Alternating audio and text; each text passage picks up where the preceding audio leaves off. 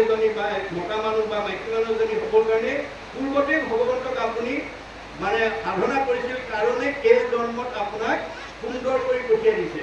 গতিকে সুন্দৰক লৈ পেলাই যদি আপুনি অহংকাৰ কৰে আপোনাক বান্দৰ কৰিবলৈ বেছি সময় নালাগে। আপুনি মইতো দূৰৰ কথা, এদিন দেৱৰ্ষি নাৰদেও বৈকুণ্ঠত গৈ ভগৱন্তৰ লগত সংলাপ কৰোঁতে প্ৰসংগত কৈছিলে, প্ৰভু মোতকৈ সুন্দৰ ব্যক্তি মৰ্ত্যত আৰু দ্বিতীয়জন নাই। কৃষ্ণই নিশ্চিতকৈ হাঁহি মাৰি ক'লে, মোৰ আগতে যি ক'লা দেই নাৰদ, এইটো কথা আৰু তুমি আনৰ আগত নক'বা। নাৰদে মনে মনে শুনি থাকিলে। আকৌ সংলাপ কৰি বৈকুণ্ঠৰ পৰা নামি অহাৰ লগে লগে তেওঁ মনতে আকৌ ভাৱটো হ'ল, মই দেখিবলৈ ধুনীয়া, এইটো ক'লেও অপৰাধ লাগেনে? অহংকাৰটো আকৌ আহি গ'ল। ভগৱানে অন্তৰতে আছে, হ'ল ই মানে সংস্কাৰ নহ'ল। ইয়াক যদি মই এইটো সংস্কাৰ কৰি নিদিওঁ, এই সুন্দৰতাই এদিন তেওঁ সমাজৰ পৰা আঁতৰাই লৈ যাব। এই বুলি তেওঁ মানে নাৰদ গৈ থকা ৰাস্তাতে যুৱকলে স্বয়ংবৰ এখন পাতি দিলে। স্বয়ংবৰৰ কন্যাগৰাকী বিশ্ব সুন্দৰী, তেওঁ সুন্দৰকে মালা পিন্ধাব। নাৰদৰ কাণত কথাটো পৰি গ'ল। নাৰদে ভাবিলে মোতকেতো সুন্দৰ আৰু দ্বিতীয় নাই, আজি এইগৰাকীক মই লোৱা হ'ব।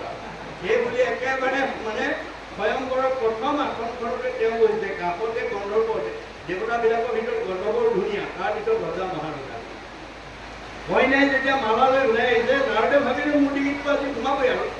ওচৰত পোৱাৰ লগে লগে ডিঙিটো যেতিয়া আগবঢ়াই দিছে, কইনাই তেওঁলোকে চাই কটাক্ষ দৃষ্টিৰে যেতিয়া আগবাঢ়ি গৈছে, যে মানে গন্ধৰ্ব কি বোলে, বোলে তুমি আইন এখনটো আগে যোৱা, গৈ পেলাই চাইছে বান্দৰ হৈ আছে। নাৰদক বান্দৰ কৰি থৈ দিছে। নাৰদে গম পাই গ'ল, এইটো প্ৰভু তুমিয়ে কৰিলা। গতিকে তেওঁ মানে অভিশাপ দিলে, তুমিও এদিন এই বান্দৰৰ সহায় লৈহে উদ্ধাৰ হ'ব লাগিব। গতিকে সেইকাৰণে ভকতৰ অভিশাপত ত্ৰেতা যুগত ৰাম অৱতাৰত বান্দৰৰ সহায় লৈ সীতাক উদ্ধাৰ কৰিব লগা। এইবোৰ কাহিনী, উপকাহিনী। ইয়াৰ মাজেদি আমাক কিছুমান নীতি শিক্ষা দি আছে। অৰ্থাৎ আমি যাতে বিনাশী ধন, টকা পইচা, গাড়ী মটৰ, পকা ঘৰ দুৱাৰ, স্ত্ৰী চেহেৰা, বিদ্যাক লৈ আমি যাতে কোনোদিন অহংকাৰ কৰিব লগা নহয়। অহংকাৰ কৰিব পাৰিব, কিন্তু আপোনাৰ পতন হ'ব। পতন হ'ব। পতন হ'বলৈ বেছি দিন নালাগে। আপুনি মইনো কোন? ভগৱন্তৰ বাহন গৰু পক্ষীয়ে এদিন মনতে অহংকাৰ কৰিছিলে। কি বুলি? মোতকৈ বলৱান প্ৰাণী পৃথিৱীত আৰু দ্বিতীয়জন নাই। মোৰ পিঠিত নুঠিলে ভগৱন্তক কেনিও যাব পাৰে। ভগৱন্তটো গম পাই গ'ল, ইয়াৰ অহংকাৰ হৈ গ'ল। গতিকে অহংকাৰটো নাশ কৰিবৰ কাৰণে তেওঁ পিঠিত নুঠা হ'ল। এদিন দুদিনকৈ ৩-৪ দিন পাৰ হৈছে, ভগৱন্ত গৰুৰ পিঠিত নুঠা হ'ল। গৰুৱে ভাবিল, ভগৱন্ত এক মুহূৰ্তও মোৰ পিঠিত নুঠিলে কেনিও যাব নোৱাৰে। আজি দেখোন ৪ দিন হ'ল উঠা নাই, মোক দেখা নাই কাৰণে উঠা নাই নেকি? এইবুলি মোক দেখা দিবৰ কাৰণে সন্মুখত গৈ থিয় হ'ল। গৰু আহিলা বোলে? হয় প্ৰভু আহিল। ভগৱানে গমেই পাইছে কিহৰ কাৰণে আহিছে। হ'ব তুমি ভাল কাম কৰিলা। এই পাহাৰৰ দাঁতিতে হনুমান শুই আছে, মই মাতিছে বুলি কোৱা গৈছোঁ তাত চাবৰ কাৰণে। গৰু পুখুৰীত উৰাই মাৰি গৈ পাহাৰত কাষত মানে হনুমান শুই থকা অৱস্থাত দেখিলে আৰু ক'লে, হেৰা হনুমান, তোমাক কৃষ্ণই দেখা কৰিবৰ কাৰণে মাতিছে। হেৰা হনুমান, তোমাক কৃষ্ণই দেখা কৰিবৰ কাৰণে মাতিছে। এবাৰ নহয়, দুবাৰ নহয়, ৩-৪ বাৰ চিঞৰি চিঞৰি ক'লে। হনুমানে মূৰেই নাদাঙিলে, চকুৱে নেমেলিলে। উপায়ন্তৰ হৈ উভতি আহি কৃষ্ণৰ ওচৰত ক'লে, গলানে বোলে গ'লো, ফালানে বোলে পালোঁ, ক'লানে বোলে ক'লো। কি ক'লে? প্ৰভু এবাৰ নহয়, দুবাৰ নহয়, ৩-৪ বাৰ চিঞৰি চিঞৰি ক'লো, তোমাক দৰ্শন কৰিবৰ কাৰণে কৃষ্ণ মাতিছে। তেওঁ মূৰেই নাদাঙিলে, চকুৱে নেমেলিলে। হয় নেকি? বোলে হয়। এটা কাম কৰা, তুমি আকৌ যোৱা, গৈ পেলাই কোৱা, তোমাক প্ৰভু ৰামচন্দ্ৰই দেখা কৰিব মাতিছে বুলি কোৱা দে। আকৌ তেওঁ উৰা মাৰি গ'ল। মানে গৈ তেওঁ মানে পালেগে, পাই পেলাই এইবাৰ ক'লে, হেৰা হনুমান, তোমাক প্ৰভু ৰামচন্দ্ৰই দেখা কৰিব। মোৰ প্ৰভু ৰামচন্দ্ৰই মাতিছে, বলা বলা মই গৈ আছো বুলি কয়। তাৰমানে হনুমান ৰাম ভক্তহে, কৃষ্ণক চিনি নাপায়।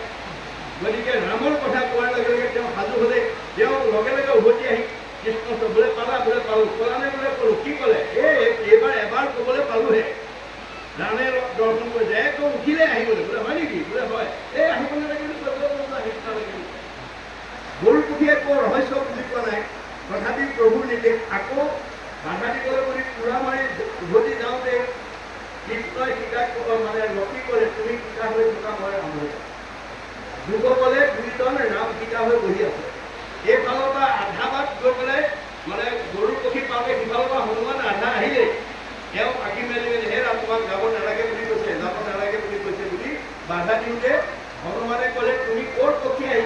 প্ৰভু ৰামচন্দ্ৰক দৰ্শনৰ পথত বাধা দিবলৈ হাত মাৰি ধৰি কাকতি তলতে সোমাই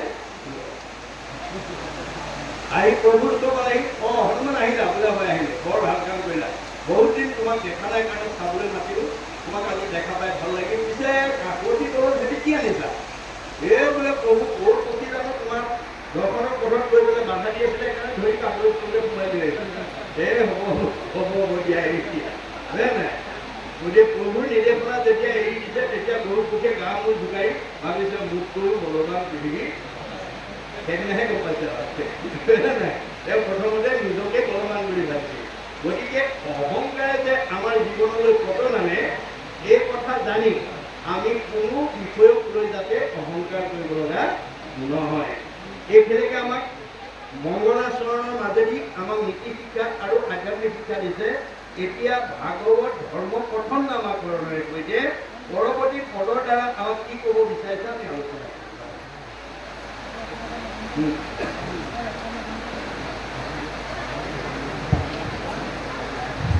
কৃষ্ণ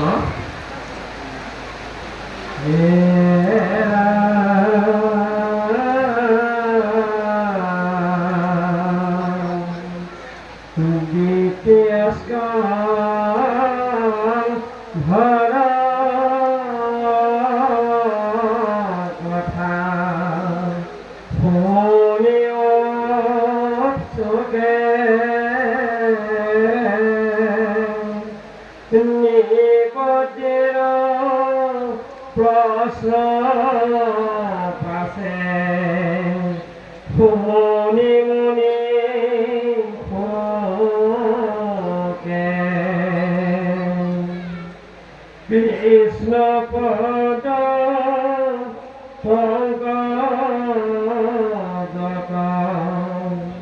হৃদয়ত ধৰে দিলন্ত সিদ্ধান্ত সাধু পদ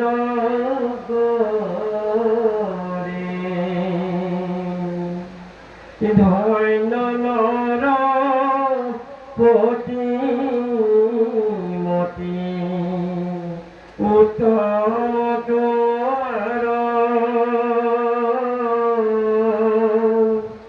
পুছিলা যিটো কথা সংসাৰতে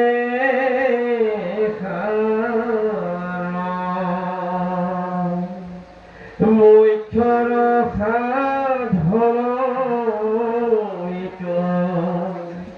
জগতৰে হিত লভিলে মুকুতি যিটো তাহাৰ বাঞ্ছিত নাহি জ্ঞান